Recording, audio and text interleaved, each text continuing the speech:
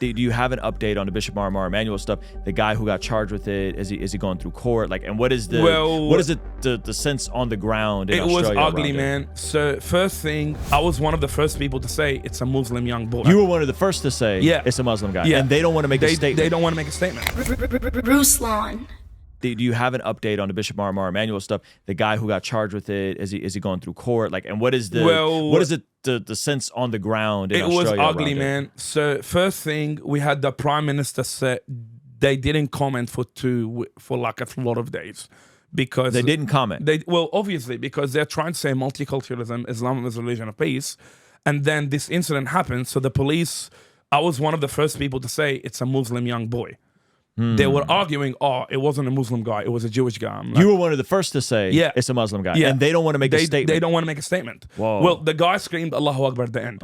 Who screamed Allahu Akbar? Yeah. Not Christians. Not Christian. Yeah. And would it be a Buddhist? Have you ever seen a Buddhist scream Allahu Akbar and bomb themselves? Not really. We don't do that stuff. Also, why would a young boy go to a church and stab a priest as he is about to preach? Growing up in the Middle East, that's what Muslims do. That's what radical Muslims do.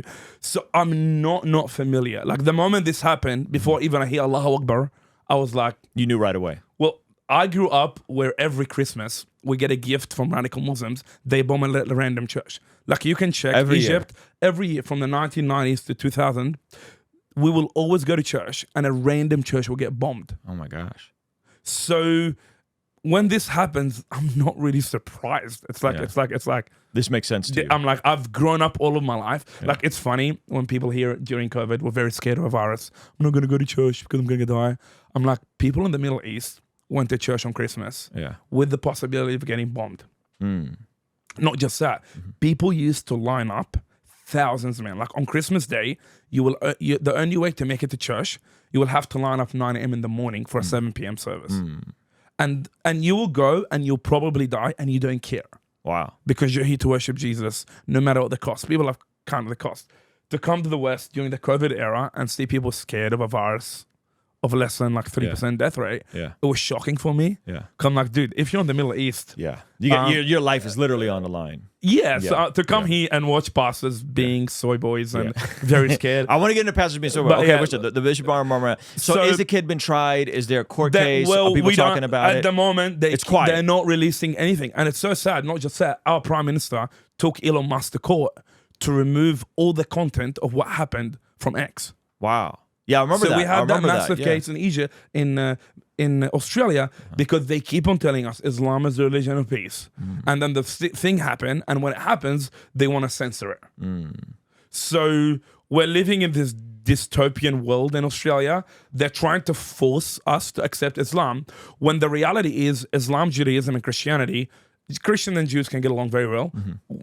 We're not going to bomb each other. But the moment you put Islam in the picture, and so we're living in that delusional, dystopian world at the moment in Australia, where they keep on hiding things under the rug, and then they want to remove all content of any potential Islamic terrorism from online. So just simply for social cohesion. We're waiting on that boy. The media was saying, he's mentally ill. And I'm like, no. A young boy doesn't drive 50 minutes from his home to stab a preacher as he was about to open the Bible because he's mentally ill.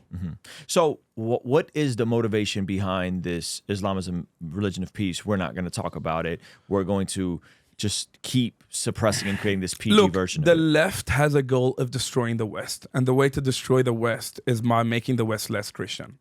So the way to make the less Christian is to have open borders and keep on talking about this multicultural, multi-faith, which is Australia at the moment.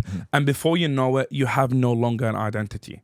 So it is a very strategic, smart plan to de-Christianize America, to de-Christianize Australia, to de-Christianize the United Kingdom. And Australia's 10 years down the road from you guys here in America. You are very blessed that you had Donald Trump just win to close those borders.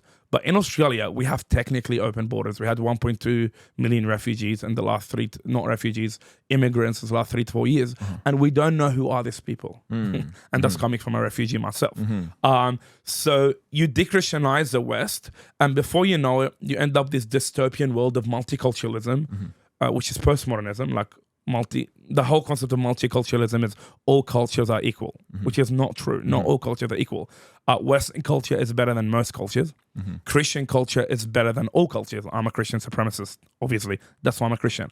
I believe Christian values are the best ideas, and therefore Christian cultures are the best. So yeah, I think sometimes people get confused on the multicultural thing, because I think what we're looking at is, when you say multiculturalism, are we saying I like Greek food, and I like my folks from Ghana, and I like my folks from Nigeria, and I like my friends from Australia? No, when multicultural, you're talking about a view that all cultures are equal. All cultures, not which in a is superficial socialism. level. Which is not true. Jewish culture is not Muslim culture. Muslim culture is not Jewish culture. Chinese atheist culture is not Western American culture. It's not the same. This is crazy. And not all cultures are equal. Some cultures are better than other cultures. You don't want some ancient pagan culture cannibals who eat people. So not all. So I'm pro multi-ethnicity, but not multicultural. So white, black, I don't care, whatever color. We are all made in the image of God. But what the left have done, they have confused those two terms, multi-ethnicity or multiculture. And what people don't understand, multiculturalism is paganism. Because multiculturalism is postmodernism, which is there's no truth, which means all cultures are equal, all cultures are the same. And from there, in Australia, we have like ancient pagan practices of like smoke ceremonies and witchcraft and spells, and they call, it's multiculturalism. I'm like, no, it's paganism. So multiculturalism is a leftist scam to de-Christianize the West, to make it less free.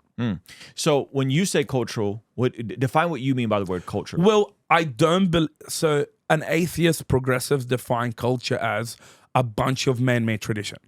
I don't believe culture is man-made tradition. I believe culture is religious and spiritual tradition. All cultures have methods, concepts, and ideas. So the problem we have at the moment, most people in the West, a lot of Christians are Christian atheists. They use terms that we all agree on, but they define it by atheist terms. So culture is not a set of values made by people. Culture is a set of values that come from a worldview that comes from a religious and a spiritual ideas. So when you see an Indian guy making smoke and stuff, that's not culture. That's ancient paganism. So the issues you have at the moment is that for the left to be able to make Christians pagan, they color paganism as multiculturalism. Interesting. You get what I mean? Yeah, and then before you know it, you become empathetic to worldviews that are so opposite to Christendom. So what they did... Weaponized empathy. It's weaponized empathy, which is empathy. We know empathy is feelings without facts. It's heart without head. It's manipulating the biblical virtue of compassion to use it against you. And empathy is really, it's love without truth. Hey, we're going to go to the Patreon-only extended version of this conversation. Consider signing up for a free 7-day trial where you could see the entire conversation and get access to all of our future podcasts, be able to interact with our guests, and much more. I'll see you over there.